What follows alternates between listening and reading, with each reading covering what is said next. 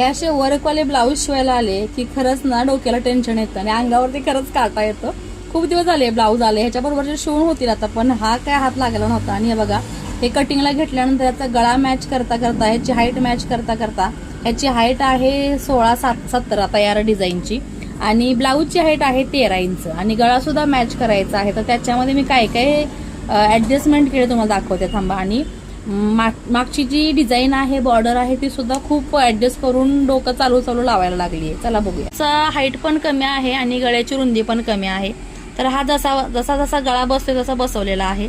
जसा हा गळा आहे त्या पद्धतीने करायचं म्हटलं तर क्लायंटला एवढा गळा डीप नकोय, जेवढा होईल तेवढा मला इथे करणं भाग आहे. आणि शिवाय मी जसं म्हटलं की ब्लाऊजची हाईट कमी पडतीये, म्हणजे ब्लाऊजची तयार हाईट 13 इंच आहे आणि या डिझाईनची हाईट खूप होती.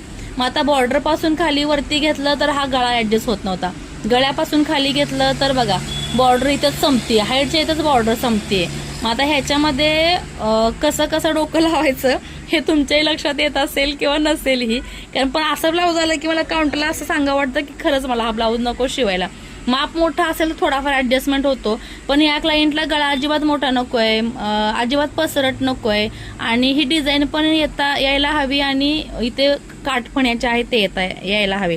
आणि सगळ्यात मोठी गोष्ट म्हणजे इथे बघा, ह्या ज्या टक्सच्या त्यांनी चूनच्या प्लेन कपडा दिलेला आहे, टक्सचे मार्किंग दिलेलं आहे, ते इतके पूर्ण इथपर्यंत होते ना, ते सुद्धा ऍडजस्ट करणं अवघड झालं होतं. त्याच्यामुळे सरळ सरळ काय केलं, गळा ऍडजस्ट केला. इथे एक टक्स मारलेले आहेत, आता टक्स आतल्या साईडला शिवून गेलेले आहे.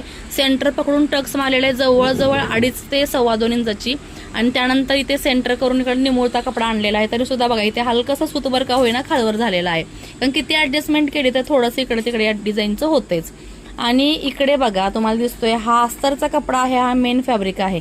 मेन फॅब्रिक आणि अस्तरचा कपडा किती कमी पडलाय बघा.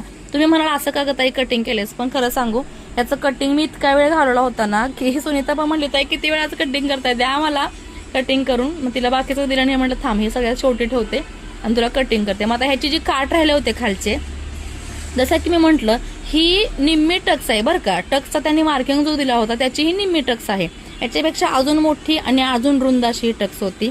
मग मी काय केलं, गळ्याचा पार्ट आणि हा पार्ट जेवढा ऍडजस्ट होईल तेवढा ऍडजस्ट केलेला आहे आणि बॉर्डर वेगळी इकडे कट करून काढलेली आहे.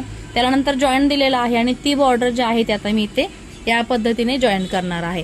आणि जॉईंट केल्यानंतर हा पार्ट आतमध्ये जाईल इकडे बघा असा, आणि हे काठ जे आहे तिथे सेट होऊन प्रॉपर पद्धतीने हा गळा आणि ही डिझाईन अशी थोडीफार का होईना सेट होईल. थोडासा खाली सरकून घ्यायची म्हटली डिझाईन तरी सुद्धा आपण घेऊ शकतो या पद्धतीने बघा असं.